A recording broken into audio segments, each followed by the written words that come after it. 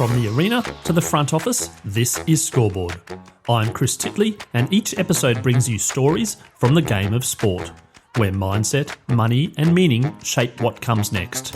Athletes, coaches, owners, and business leaders unpack the moments that matter, because the Scoreboard isn't just about winning, it's about life beyond the game. Now let's get to this week's episode.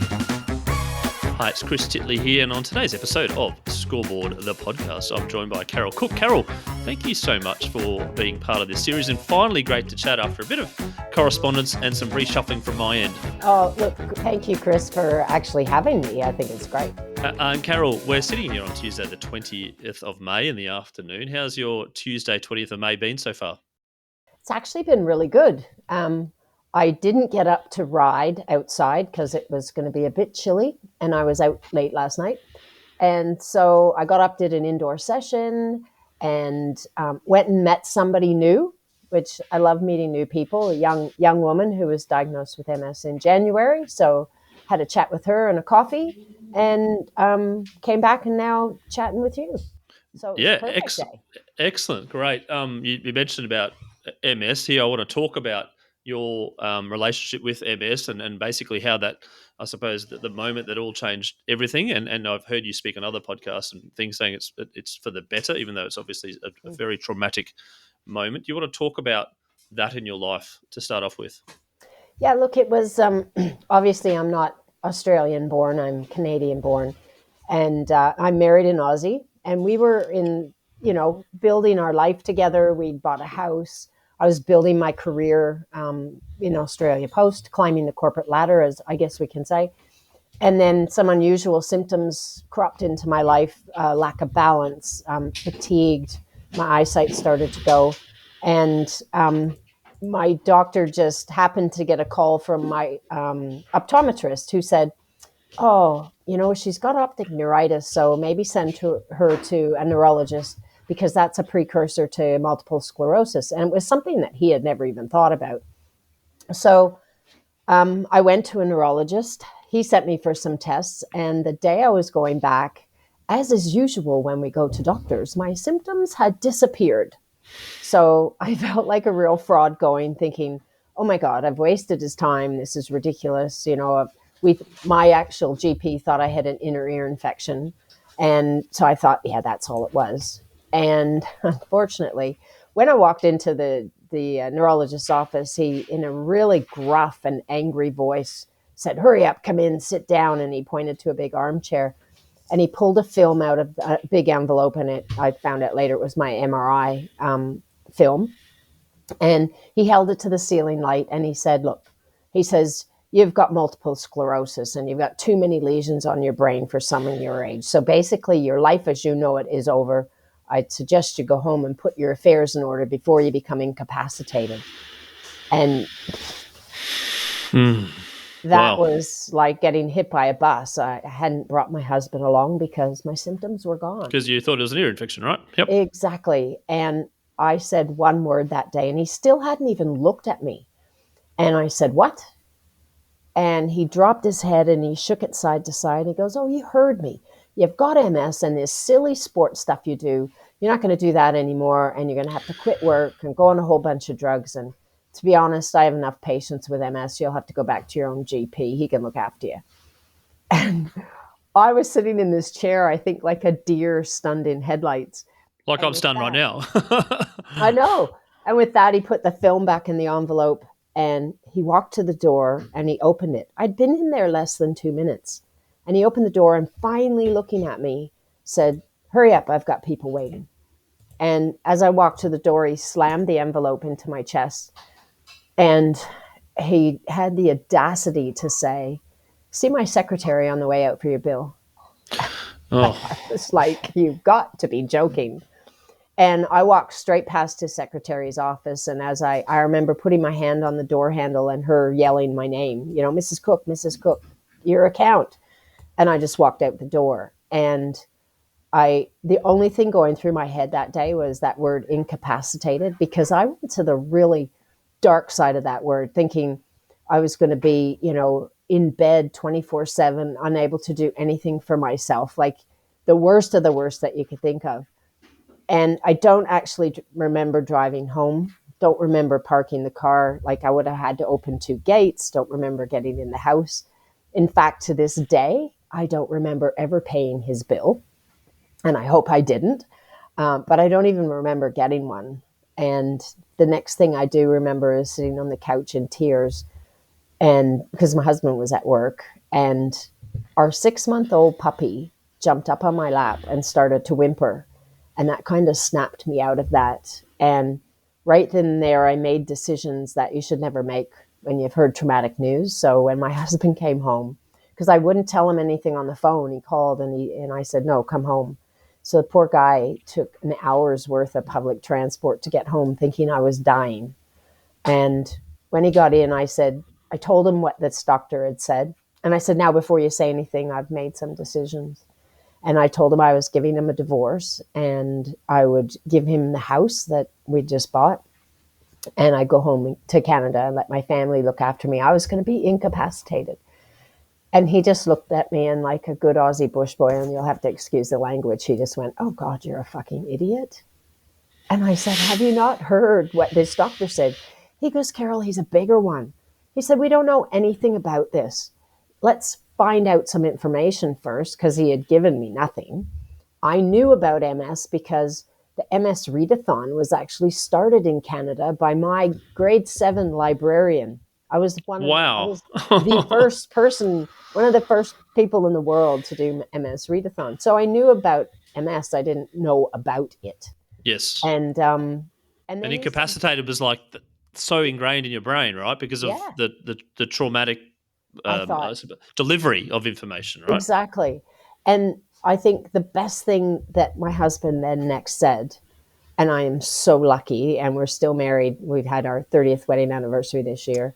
He said to me, he said, look, you don't have it, we have it, and we'll get through it.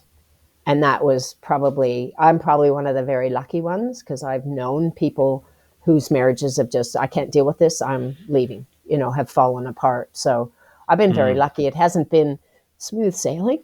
We've had our ups and downs, just like anybody, and health issues, and, dealing with not only MS, but, just because you have MS doesn't mean you can't get anything else. So, other things that have cropped up over the years, unfortunately with me, nothing with him, but with me, that we've got through. You've got through it, and these words of wisdom at the time in terms of we are going to get through it has continued to hold fort for 30 odd years. Carol, that's a very truly traumatic kind of experience that you've gone through. But the doctor did also mention about your silly sports stuff. Where was the sport that you were doing at the time, and your love for sport? Where did that come from leading up to that moment? Well, I had grown up as a swimmer, and so I was still swimming as a master swimmer here in Melbourne. And that was when my symptoms first occurred. We'd been at the Masters Nationals. We were in Hobart. It was a really unusually hot weekend for Hobart. It was in the 40s. So I've since found out, after my diagnosis, that I'm heat intolerant. So because my core body temperature went up, all these symptoms showed up. So that was the start to it. And I thought, man, what do you mean I can't do sport again? I was involved with my husband's football club, local AFL club. And like any woman would know, if you want to see your partner between February and October, you get involved with the club. And so I had eventually, over the couple of years leading up to that, I'd become the head trainer. So I was running around the football field, looking after injuries and stuff like that. And so now I wasn't going to be able to do that.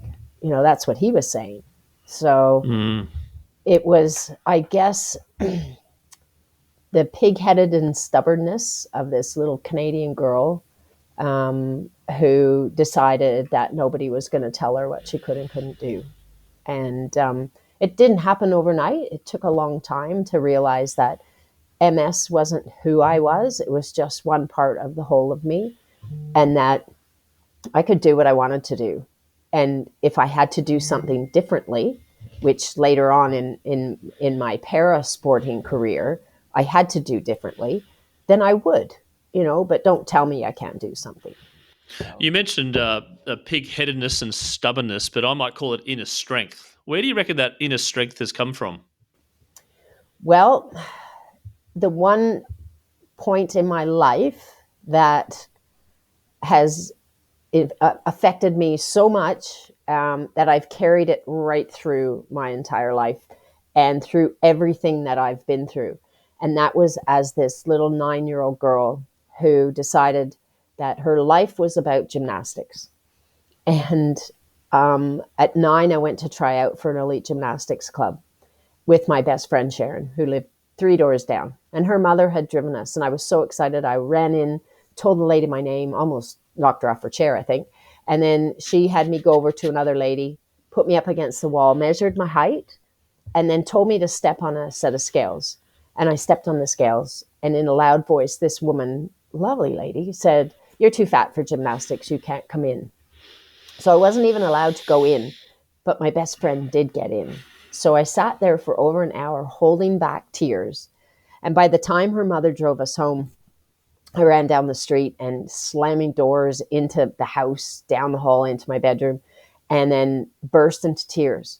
My mom came down the hall. I could hear her coming down, obviously to probably give me hell for slamming doors. But when she saw me, she was like, "Oh my God, what's the matter?" And that day, she gave me 2 really good pieces of advice, because as a 9-year-old, I had decided that I was going to represent Canada in gymnastics. That was my focus. That was my goal. I'd seen my first games 2 years earlier in 1968, the Mexico Olympic Games, and that was my goal. And so when I told my mom I could never, ever do gymnastics again, she held me by the shoulders and she said, "Carol, never let anybody tell you what you can and can't do. If you want to do gymnastics, then you just bloody well do gymnastics. But the second piece of advice was, if you want to go to the Olympics, why don't you try a different sport?" And that was like, as they say, a light bulb moment for this little 9-year-old who thought, "Oh, wow, there's other sports I could try." Instead of, focusing on that one narrow pathway and that one straight journey to get to what my goal was, there were other ways I could do things. And that led me to swimming a year later. And by the time I was 15, I was swimming 5 hours a day at a national level. And my goal was the 1980 Olympics. Unfortunately, like most of the Western world, we boycotted those Olympic Games because they were in Moscow. And that dream died again. And I thought, oh my God. And so mom's thinking came into play. What do I do now? What direction do I go? I kept swimming, but it was then that I joined the Toronto Police Force. So life took a whole different turn. You were sort of, as kids do, they set goals or they look at big, hairy, audacious goals. Are you still a goal setter? Not in that big, hairy, audacious way anymore, I think. But yeah, I do set goals as to what I want to accomplish. If there's something I want to do. Right now, I'm looking at trying to build my speaking business. So that's my one goal. I've also just come back from being the team manager for our national paracycling team that went to the first World Cup in Belgium. So that was completely different, being on the other side of the fence. And it was quite funny because halfway through our 10 days there, I looked at the staff in a staff meeting and I said, "You know what? It's easier being a cyclist." I said, "Maybe I'll come out of retirement." And they all kind of looked at me like, "What?" And I said, "I'm just joking." But as an athlete that a lot goes on in the background, but until you're actually embedded in that background, you really don't understand how much goes on. And I was so tired by the time I came home. I thought, wow, this is hard. But, I would love to do that again. And whether I get another chance or not, that's up to the powers that be and how they want to run the program. So, that's a little goal in the back of my mind that, yeah, maybe that would be really good. So that's where I sit right now. And when you joined the police force that you're talking about, was sport kind of then just like the dreams, like put a big ruler through it when we're not going to make the Olympics? But you always kept your passion for sport? Did you stay healthy and active and play recreational sport? I did. And funny enough, the very first World Police and Fire Games were being held in 1985 in San Jose, California. And so they had sports just like the Olympics, every sport going, athletics, swimming. So I had kept swimming as a master swimmer just to keep fit. And I thought, wow, okay, I've wanted to represent my country at the highest pinnacle of sport that I can get to. Well, as the World Masters game or the World Police and Fire Games, this might be it. And so I did, and they were every 2 years from 1985. But in 1985, I met a bunch of Melbourne Fire Brigade guys and their families that were all there, and became very good friends with one couple who actually became like second parents to me. And so I traveled back and forth to Australia probably 9 times between 85 and 92. I just fell in love with the country. But I kept competing every 2 years at the different games where they were held all over the place. And I guess it was 1992, and I had at that point been working in the detective office, and I had a really bad case, a sexual assault case, which just really got the better of me. And I thought, do I really want to do this? And that's when I took a year off and thought, give myself time to think, is this a career I want to continue for the next, at that point it'd been 13 years. Do I want to continue this for the next, 25, 27 years? Or do I want to do something else? Which I had no idea what I wanted to do. And I thought, well, if I go to Australia and just drive around the country for a year, I'll work it out. And so that's what I did. Did you end up being one of those tourists that bought like a caravan, a camper van, and sort of went up the east coast of Australia and stayed at Bondi and all what the backpackers do? Airlie Beach? No, I was in Airlie Beach, but I drove. I had an old '76 Ford Falcon, dual fuel. I had my bicycle on the back, and I had a 2-man tent in the back, in the boot, and little camper van stove. And I just drove 37,500 kilometers around the country and went up the East Coast, came back down kind of through the center of Queensland and down through New South Wales, went across the Nullarbor, then right up to Darwin and back down through the center. And I'll tell you, I had the best year ever. It was so much fun. And when I got back to Melbourne towards the end of that year, that's when I met my husband. A friend took me to the local football club. And and simpler times back then. No internet, no mobile phones, no forms of communication. I'm curious to know what your first impressions were of Australia and some of the nuances. And you're like, huh? What? Well, I guess the very first time I ever came down here was 1986, and I don't know what I expected, to be honest. I was 26 years old, 25 years old, and it's like this stupid young woman that comes to Australia. I thought I came down with some friends who were visiting an auntie in Sydney, and so I'm looking at the map, and I thought, well, I can go from Sydney to Melbourne. I'll take the train, then I'll go across to Perth, and then maybe cut through the center, to see everything. There'd be a couple of hours from Sydney to Perth. You'd be right. Yeah, and I thought, I've got 2 weeks. I can do this. And when I got on the train from Sydney to meet these people I'd met from the fire brigade in Melbourne, and I was on the slow moving one that stopped at every bloody little town going, and it took 11 hours. I thought, it's this big on the map. We're not going to Perth. How am I going to do Perth? And that's what my love affair then began of, I've got to see the rest of the country. It's so different. But I think it was like 5 days into being here, and I was at one couple's house, and they had like a big atrium out the back looking onto a very big backyard. And it was just in Melbourne, Parkville, and right on the water, and so I'm looking at this back garden with gum trees and whatever. And I sat there for 3 hours because he was at work and she was at work. And when Ian came home, he said, "What have you been doing?" I said, "Man, I've been sitting here for 3 hours and I haven't seen one kangaroo yet." Wow. And it hasn't carried kids to school. And he just started to laugh, and he went, "Oh my God, are you stupid or what? We're in the city. It's a backyard. You're not going to see them here." And I went, "I've come all the way to Australia. I need to see a kangaroo." And that's when he took me down the coast to Wilson's Prom, and, out in the bush, and saw a whole mob. I was just over the moon, whoa, I've seen a kangaroo now. But it's interesting because when I first got off the plane and I was in the car, we had the windows down, and the smell the gum tree, the eucalyptus smell was something that I had never smelled before. And it was, even though we were driving like on the highway and, at the top end of the city, it was like, wow, that's amazing. I've been here so long, I don't smell that anymore. But that was that original get off the plane and go, wow, that's incredible. So Did it's you ever funny get how we the? lose that. I know. Do you ever get the leaf and put it between your lips and make that Um, sound? no, we used to do that with grass, big blades of grass in Yeah. Canada. Yeah. Yeah. Okay. There you go. And did in your travels, did your husband ever take you straight away to the MCG and go, "We got this crazy game called AFL. You should go and watch it, or maybe VFL back then."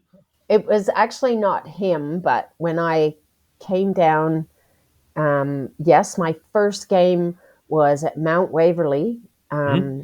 and we were standing in the stands, and I remember it so well because it was Hawthorn playing St. Kilda, and I think that St. Kilda were, either one of them was the bottom and the other one was at the top. I still have the record from the day here somewhere in that The in that program of all the players shelving. and Yeah, that the is. date and everything. Yep. And I remember watching Dermot Burton get, I call it clotheslined across the neck, and he was out cold on the field. And it was when umpires were all wearing white and white hats, and he's lying on the ground, and everybody's still playing. And I'm looking at these friends going, "Oh my God, there's a guy down on the ground."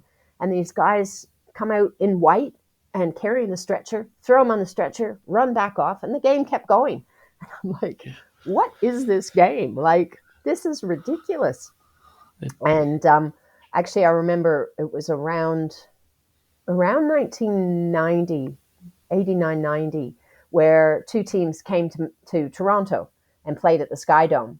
And so that Wow. was, I took all my friends going, you got to see this game because it's People just get not. knocked out and they get carried off and whisked off, Yeah, and it's yeah, play on. yeah, yeah. And I think people were more interested in the umpires. We had like five guys sitting in front of us in the stands, all dressed as umpires, and they had their white flags. So And they every were time doing there was a point or a goal, copying the umpires. So, but That's a bit of yeah, fun. and like I said, Russ was the manager of the local team, so it was like, I guess I better get involved. So it And was Carol, interesting. you obviously followed sport and been part of sport and travelled through Australia, etc. But then where did that spark come from again to go, I want to get back and start doing sport again, post the MS diagnosis? Well, it was interesting because I was still swimming as a master swimmer, and I guess it was 2005. The World Masters Games were on in Canada, in Hmm. Edmonton, and I thought, ooh, good excuse to go home for a visit. And then I thought, and then all of a sudden we heard that they were actually going to have para categories in swimming and athletics, first time ever at Masters Games. So I thought, oh, I wonder if I classify in swimming. So I called Swimming Victoria, went and saw a classifier, yeah, and was classified as an S10 swimmer. And so I did really well, came home with a bunch of medals. And it was funny because Paralympics Australia got in touch with me by email and said, oh, we've heard you've done really well as a para S10 swimmer at the World Masters Games. Masters swimming starts at 25, the age of 25. I was 44. They had no idea. And I remember it was Tim Matthews, who still works for Paralympics Australia. And he emails me and says, why don't you come to a talent search day? And I'm like, I'm 44 years old. Like, these are for kids up into maybe early 20s. So I emailed him back and said, you have no idea how old I am, do you? And he goes, no. I said, well, I'm a bit long in the tooth for a talent search day. And he said, oh, come anyway. And I still laugh to this day. I walked into the Victorian Institute of Sport, and all these parents were there with all their kids. And they're looking at me like, what have you done with your child? And I went, hi, everybody. I'm here for the testing. And I was 24 years older than the oldest person there at the time. 24 years old. I've taken my kids to some trials, recent cricket trials, and I could Yeah. imagine the look on people's faces going, I'm here. You're like, no, you're You're in in the the wrong wrong. spot. Exactly. Yep. And so I went through the testing, and it was about 2 weeks later, they asked me to take up the sport of rowing. So this was late 2005. Yeah, late 2005. And And I when thought, was well, your MS diagnosis? Was it 98, was it? it was in 98. Yeah. Yep. So I had still been swimming, but, nothing Hmm. else other than local competitions. And so I thought, okay, I'll give it a go. It took a long time to find a club who would actually take me on because I made the mistake of saying I have a slight disability. I was using a walking stick just because of my balance. And as soon as that word disability came up, it was like, oh, sorry, we can't cater for that. And they'd hang up. And I finally found a club that went, yeah, okay, well, do you think you can get in the boat? I went, yeah, I might need help getting out. And the guy said, that's all right. Everybody needs help getting out when they're starting. I said, okay. And that was the Yarra Rowing Club in Melbourne. And then, I started rowing. And funny enough, I did my first nationals in 2007 and I won the double scull. And when I saw an ad for classification for rowing, which was happening in Canberra, I got in touch with Rowing Australia, and the guy who was was one of the workers from the para unit. And I emailed him and said, should I be going to get classified? Because I really wanted, 2008 was a brand new sport. It was the following year, right? It was a brand new sport being introduced. And I got the worst email back from him. It took me right back to that 9-year-old little girl being told, you're never going to be, and he actually used the words, you will never, after watching you row, you will never be good enough or strong enough to make a national team. And I thought, how dare you decide what I can and can't do? And so I composed an email back. It took me about a week, but I included his email on the bottom. And I didn't send it just to him, but I sent it to the CEO of Rowing Australia, the CEO of Rowing Victoria, and this guy's boss. And I said, if I had been 17, your email would have made me quit. You're trying to entice people into a sport. This is not done. And I said to him, I will be going to Canberra and getting classified. Whether you like it or not, I'll just go on my own dime. Doesn't matter. About 3 days later, I got an email back from his boss, inviting me to an all expenses paid trip to Canberra to get classified and take part in the first ever camp of the people who would be there to get classified. And so it changed the trajectory of things, which was great. A year later, I made that national team. And as I stood beside his boss looking at him, he was still involved. I said, do you think I could come and plaster that email all around his desk? He says, don't worry, he's learned his lesson. So. Oh, well, I suppose it's a good thing that he learned his lesson, but not a good thing in terms of that email. But it comes back to that point your mother made about don't let everyone tell you and that's what I mean. What you can and you can't do, right? So there's sort of that has gone right moment. Through my whole sporting career. Even I was about 49, just about to turn 50, and had a meeting with the then head coach of para, and he was like, so like, you're going to be 50 next year. What are you going to do? What do you mean? What am I going to do? I'm going to keep rowing. Oh yeah, but you're going to be 50. And I looked at him. He was older than me. And I said, well, you're older than 50. What are you going to do next year? I'm going to coach. I said, are you sure you're not too old to coach? That's a great comeback. Just threw it back at him. Yeah. Unfortunately, it was that year that he decided to dump our crew, which was the Coxed Four. And so one of the girls in the boat with me, she was from New South Wales, from Sydney, and she got in touch with me and she said, Carol, they've got a trike category in cycling, paracycling. She said, you should come up to nationals and race. And I'm thinking, I've never raced my trike. Like, it weighs 22 kilos and it's a big, huge steel frame. She talked. Yeah, how do you're like logistically? You're going, this is pretty hard to travel with it, I reckon. I'm thinking, how do I get it there? I actually had a friend in the garment industry. She put it in. Russ, my husband, made this corrugated board box for it. We put it on the back of this garment truck with all the garments going up to Queensland, and he delivered it to my hotel. And then after I'd left, he came back and picked it up and brought it back to Melbourne. So 4 days on the road going up, 4 days coming back, but I got it there. And how did it fit in a hotel room? Okay. No, it was in the underground garage. Did you get your little ticket? You're like, oh, just here to collect my suitcase. They go, oh, have you got the thing that's taking up half the storage? Yeah, that's exactly. Me. So, when there's a will, there's a way. And I did my first ever race. The trike didn't actually conform to any of the rules, the UCI rules, but they let me do the time trial and said, if you want to do the road race, you have to get this fixed. So I only had a drum brake on it, the two back wheels, and you had to have an individual brake on each wheel. So here's me in Caloundra looking for a metal worker who knows about bikes, who can actually put two brakes on with more metal. I just add more weight to it. And I did, and I was able to race. But, I did my first time trial, and the head coach come running over going, "Where the hell did you come from?" I said, "Melbourne." Yeah. Then he goes, "No, in the cycling world." In the cycling world. No, he came from the swimming world. I said, came from "No, the rowing world, and I'm a now I'm in the rower." cycling world. I said, "I'm a rower." And he goes, No. He says, "You've just smashed the national speed for your category to make the national team." And I went, "Oh, what was that?" And he goes, "Oh my God." He says, "You don't even know what it was." I said, "No idea. I'm a rower." And he says, "I better talk to your coach." I said, "Well, keep talking, because I got a rowing coach, not a cycling coach." I'll talk to your manager. Well, that is me as Yeah, well. And what exactly. about your training partner? Well, I don't have one. It's me. It's me riding And so back the and forth love to rowing. So the love of cycling came from swimming, from rowing to cycling, Yeah. and then the journey to London. Do you want to talk about the journey from that Oh, point on to London? well, that was only 2011. So London was the following year.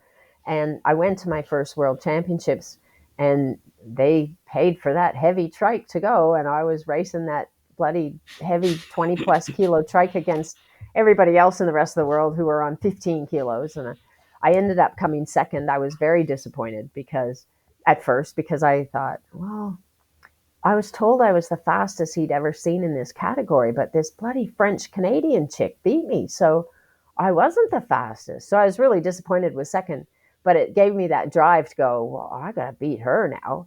Um, I got the last spot. There was only 6 female spots out of 13 categories to make the team for London.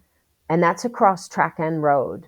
And I don't ride track. Trikes don't ride track. So got the last spot, and I actually got appealed against by another rider, because in getting that spot, I wasn't racing other women. I was actually racing the men, because there just weren't enough female trike riders to have our own race. And so I was untested against the men. And so I got appealed against by another rider, who obviously the appeal didn't work. They still handed me the position. And I guess when I won, the head coach was like, "Oh, thank God, like you did what I knew you could do." So that was probably one of the best sporty moments of my life, was winning. I want to take you back to the world champs there, and reflection back to a young child who wanted to compete in gymnastics for Canada at the Olympics, but now you're competing in the world championships for Australia in cycling. Do you remember that time you first put on the Australian uniform and what that felt like? Oh, it was like incredible, because, here I was an immigrant to this country, and never in my wildest dreams did I think that I would be representing this country in cycling, like especially cycling. But the dream of representing a country was there. It was Was strong, there. right? Yep. And then all of a sudden it was like, this is a possibility that I can actually make that goal happen by getting to the games. And like I say to people, it wasn't the Olympics, it was the Paralympics. It wasn't for Canada, it was for Australia, and it wasn't in gymnastics or swimming. It was in cycling. But Yep. it's like, who the hell cares? It's like, I've finally reached it. My mom had a few issues because at one point she came to London with her sister and my sister, and my mom was wearing this big, huge Canadian flag top hat, and she had an Australian flag hanging off the side of it. And I kept trying to tell her, "Mom, I'm Australian now." And she's like, "No, you're Canadian in my book. The Australian's just there." So it was incredible. And funny enough, the official from the International Paralympic Committee, who was presenting our medals, happened to be a Canadian.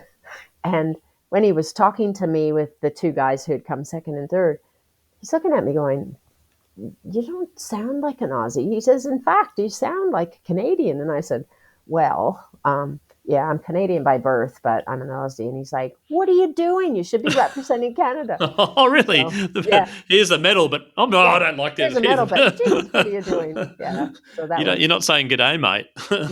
no. So it was funny. And London, But your first Olympics, the atmosphere, Paralympics.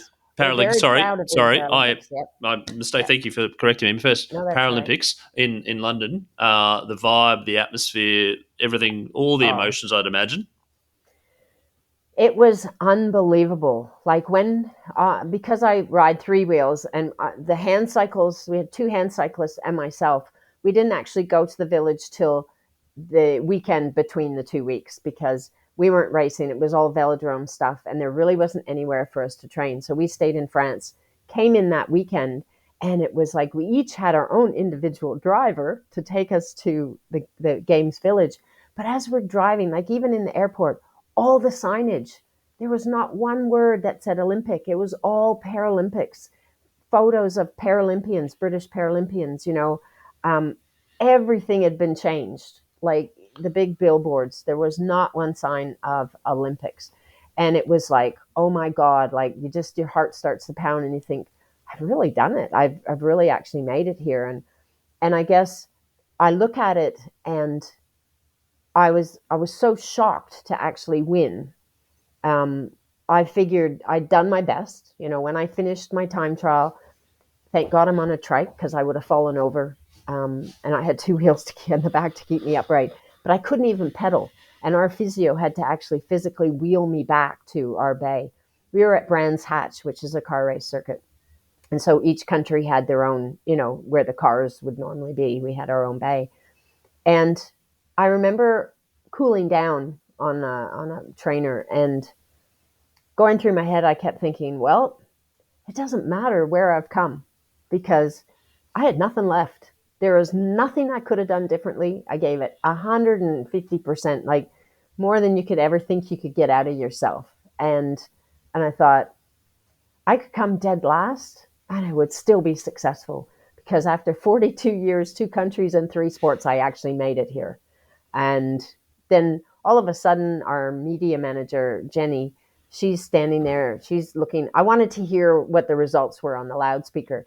And she's looking at her phone and looking at the results. And she's like, comes over to me, I think you've got this. And I'm like, don't even say it. Don't jinx it. Like, don't even like. I want to hear it. I'm just pressed refresh. I think your time's pretty good. Yeah. I couldn't hear the speaker. And so she just shook her head and sat down again. And I remember it was about 10 minutes later. I knew there were still people out on the course. And 10 minutes later, the head coach of Great Britain comes in and he walks up to me and he puts his hand out. And I shook his hand. I'm still pedaling on the trainer. And he goes, congratulations. And I looked at him and like with this really dumb look. And I said, what for? And he goes, oh, they just announced you won. And I looked over at Jenny and she comes over and she goes, oh my God, for 10 minutes I've been trying to tell you, you won the bloody thing. You're trying to listen to go, I can't hear more. I just literally burst into tears. I just was like, oh my God, this was far beyond what I ever expected. But when that happens and when you do that, and I mean, I continued riding, then you start putting pressure on yourself to say, can I do this again? And of course I was getting older. I was 51 at my first games. So, Rio, I was 55 and you're still racing. There was one girl from the States who was just a couple years below me, but the rest of them were in their 20s and 30s. And you're thinking, oh, can I do this? And then you get to Tokyo and then it's put off. And now all of a sudden I'm 60 and I'm racing 30-year-olds. And I'm thinking, oh, what am I doing? And to be honest, I won silver in Tokyo in the time trial. And I remember standing on the dais and I'm looking at this silver medal. And I looked next to me and it was Jana, who's a German girl. I've been racing since day one. And she, I think, was 18 when I started racing her. And she was 31. And I'm looking at her and she's won gold. And I won silver at the age of 60. And I just went, nah, this is my gold medal moment. Doesn't matter what color the medal actually is. To be able to do that with a 31-year-old, only a few seconds ahead of me. So, yeah, it was surreal, to be honest. I'm going to ask you about your relationship with winning post that gold medal, because you did touch on there like, oh, hang on a second, I'd love to win the next Olympics. I'd love to do this. I'd love to do that. Did it change your view? Because in London, you're saying that you just gave everything. It wouldn't matter if you came 10th. Yeah. I guess, well, I set goals. So like the following year, like Marie Eve from Canada had beat me in both the road race and the time trial at World Champs. She actually got injured and couldn't race in London. So there's always that niggle in the back of your mind: is she better than me? Did I just win this because she wasn't here? And because it was a factored race, like they had, a percentage of what my time against the men would be. And I don't know how they work it all out. And so there was always that niggle of, I better go next year and race at World Championships because I need to see where I sit. And that's when I won both of them. And I thought, okay, I had no thoughts of Rio because I figured Rio, I'll be 55, too old. and so I just started after that. I thought, I've done what I wanted to do. I'm just going to ride because I'm passionate about it. And I actually say that to young riders now. Why are you training? Are you doing it because you're passionate about it, or are you just trying to make a team? Because if you're just trying to make a team, it's not going to work. You've got to enjoy getting up early, getting out in all kinds of weather, making sure you go to the gym, doing the stuff that, one day you wake up and go, oh, I really don't want to do that. And then you think about your competitors and think, oh, well, they'll be out working, so I better go. And if you're not passionate about getting up and doing that, then, why are you doing it, to be honest? So it was just that passion that fueled me. It became my social life. It made me feel like I would ride with my club in bunch rides. They got used to my two wheels at the back. There was no issues with it whatsoever. I'd do little club races. I came dead last, but it didn't matter. I was having fun.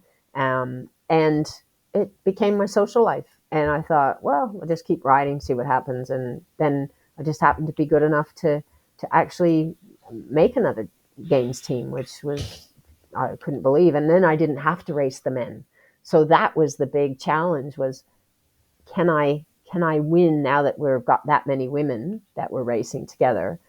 And I'd been beaten in 2015 by the American girl, Jill Walsh, in the road race at the Worlds. So it was about, okay, what do I have to learn to do differently? And my cornering was really bad. So it was about, learning how to get in and out of roundabouts and faster than anybody else. And just those little 1% things.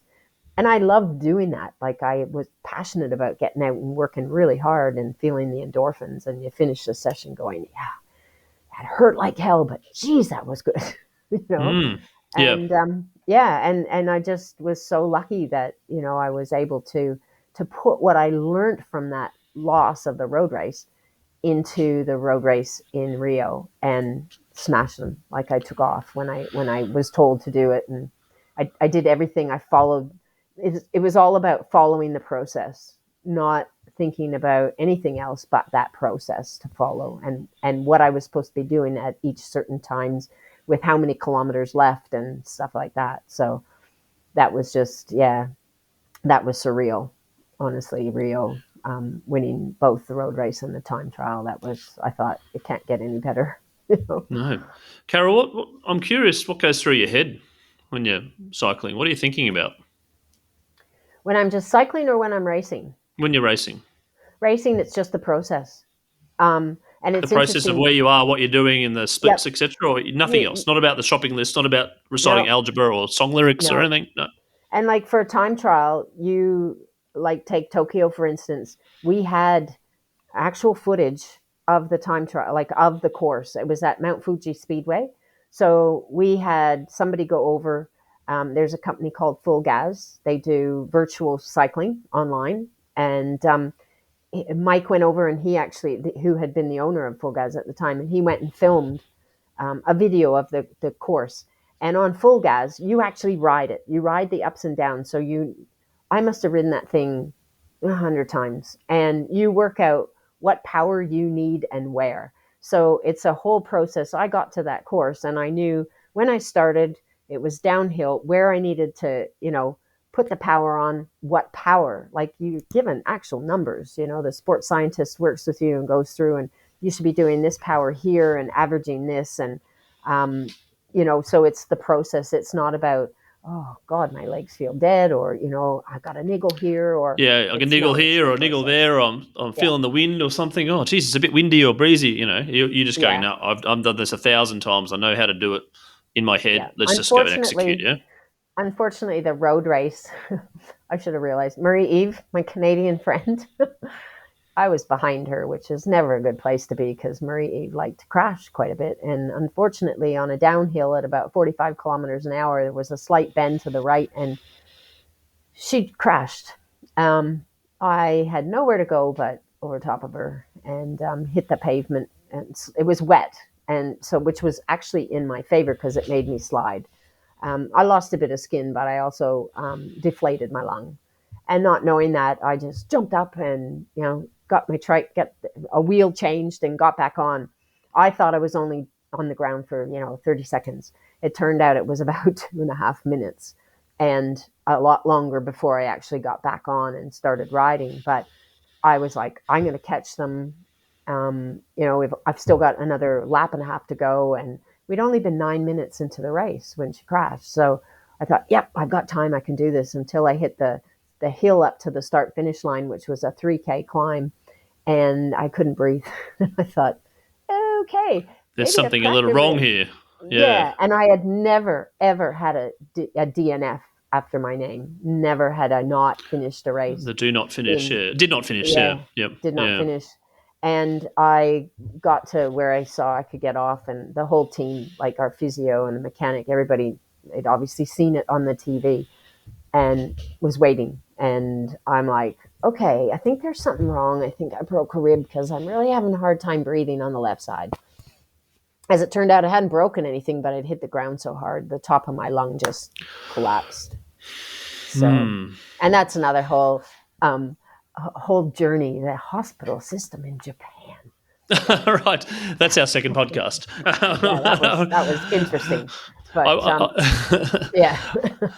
I want to talk about, because we could talk for hours, and I'd love to continue this conversation, but I want to talk about the MS 24-hour mega swim and how that came about for you, and going back from cycling to swimming, but also you've been swimming all your life, right? And so how that idea, that process, and being a person of leadership, person that people of inspiration to then get that platform off the ground. It was interesting because I was working for Australia Post, and at the time, a lady at the MS Society had raised funds in 1999 and 2000.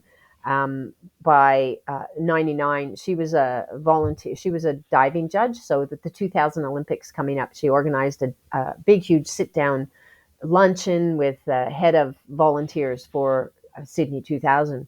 And she raised $10,000. And so she wasn't told by MS what she had to do with it. So she decided that she was going to start a scholarship program called the Go for Gold Scholarships. So with that 10,000, she handed out 5 $2,000 scholarships the following year. And she was given funds through a couple of universities in 2000. Come 2001, she couldn't find anybody to fund the $10,000. So she came to me and she goes, what can we do? So working at Australia Post, I knew they had a sponsorship thing going on. So we put a whole proposal together and we went to them and they turned us down flat. And they sponsored Adopt a Dolphin program instead. And that was fine. So I'm like, okay, I'm at a master swim club. There was a sports scholarship. We could do, a 24-hour swim and raise $2,000 for the sports scholarship. And the president of the club at the time, when I brought this to her attention, she goes, well, why don't we invite others and we could, have them all raise money. And I'm like, do you realize how hard that is to organize? And she goes, oh, I'll be right with you. And subsequently, she left the club. So there I was hanging the bag going, okay, the City of Viera has donated the pool. I guess I better do something about this. And so I just started making phone calls, other swim clubs, Australia Post, like businesses. A friend worked at IBM. She got an IBM team. Anybody that I could literally go, I need swimmers. And so we had our first one in 2001. And I went to the Fitzroy Rotary Club. I had actually spoken there as an ambassador for MS, about MS. And they were my local club. I lived in the area. And so I went to them and I said, I've got a question to ask you. And this was, I guess, the end of 2000 when I was starting to get this going. I said, I need you to run a barbecue to feed this was the following year, just to feed my swimmers. Because last year I bought pizza and it didn't last very long. I said, there's just one catch. I said, I can't pay for the food. You'll have to donate it. And could you run it for 24 hours? And I said, you don't have to give me an answer right now, but come back to me. And literally the president stood up and said, who wants to do the roster? And this beautiful woman by the name of Ann Davey stood up, put her hand up, said, I'll do the roster. And to this day, we're now 25 years into it, Ann Davey has been involved in that barbecue and in swimming.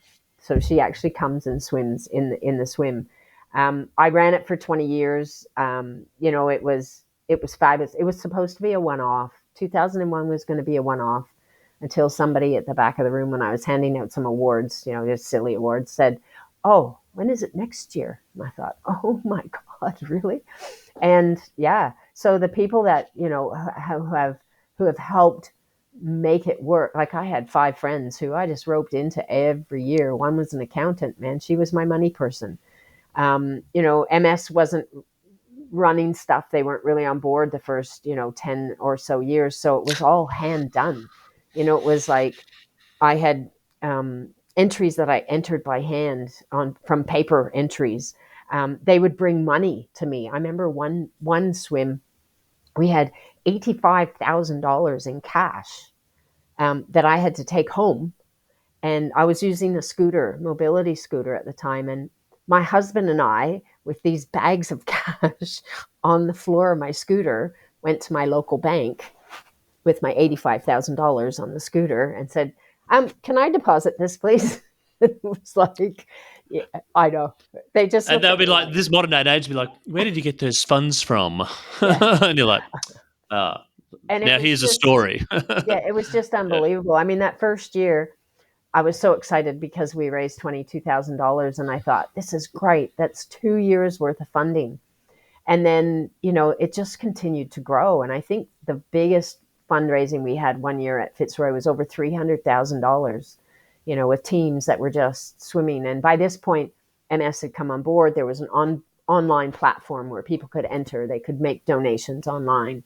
So we weren't getting that 85,000 that I had to carry with me, Yeah, it was all digitally. Yeah, it was a bit scary in case you had an accident or lost your bag or something. And they were like money bags. So you think about those movies where people, the bad guys are stealing the money bags from they were like calico literally money bags.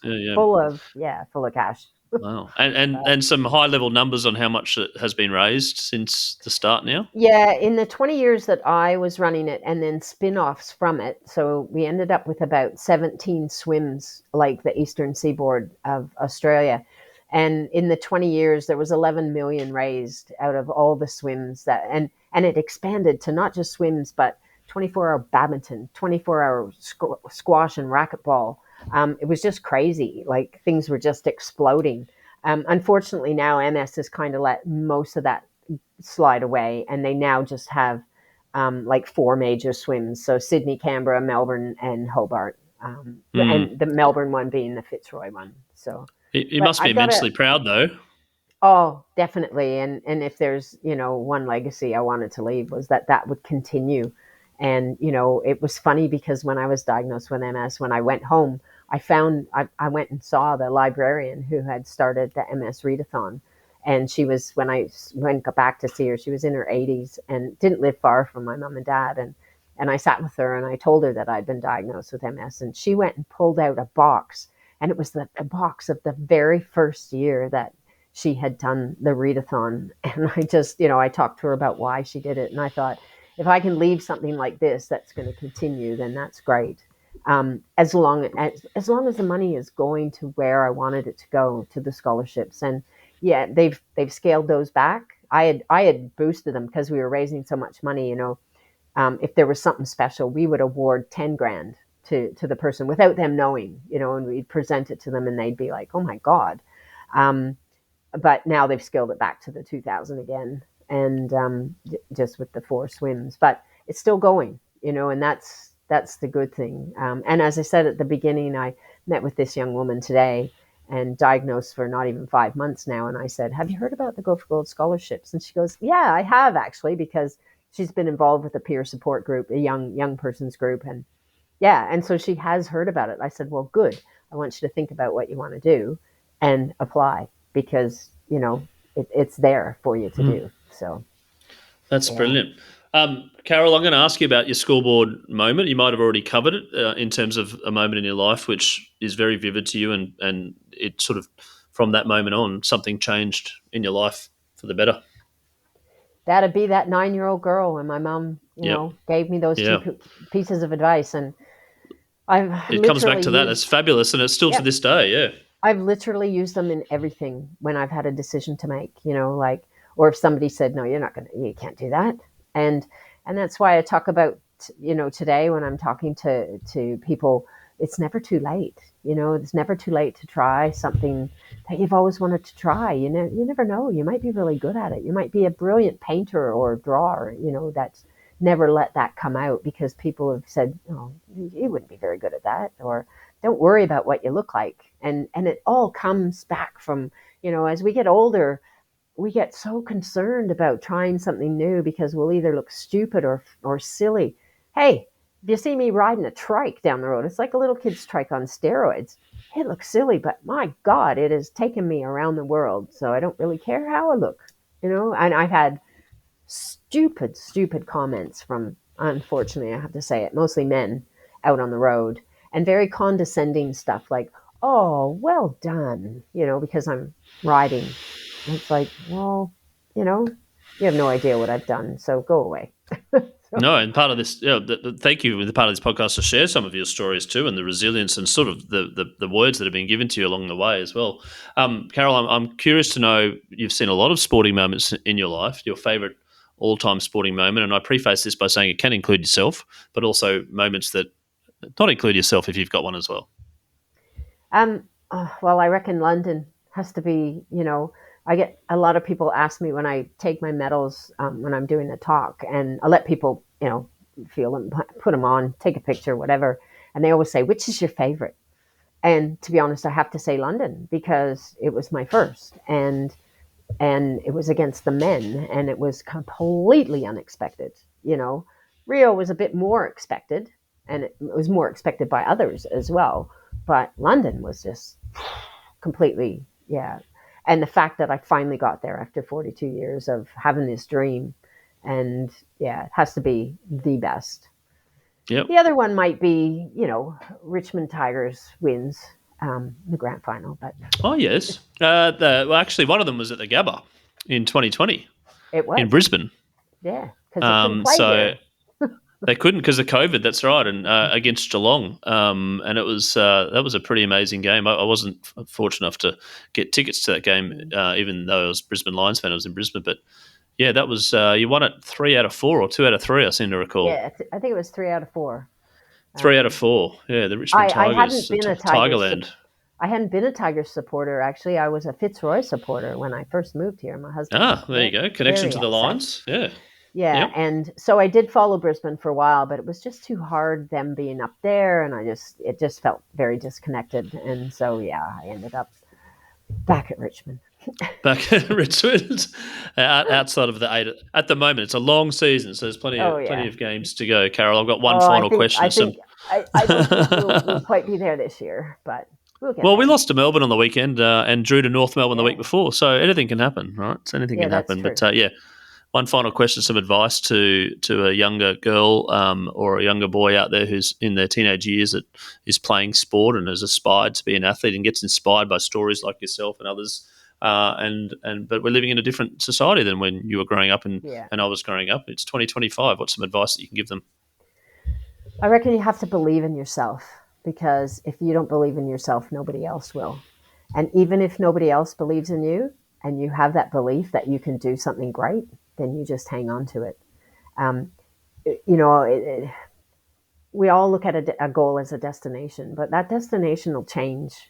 And it might not be in one sport, it might be in another, but take that chance, believe in your abilities. And that's just the biggest one is the belief. Because if I didn't have the belief that was instilled in me by my mother, um, I don't think I would have done what I've done. And so the belief is really strong.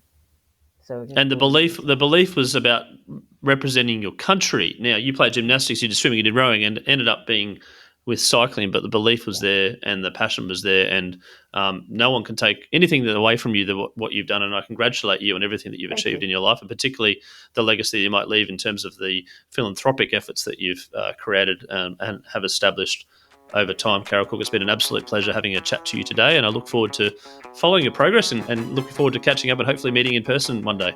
That would be great, Chris. I'd love to do that. Thank you for having me.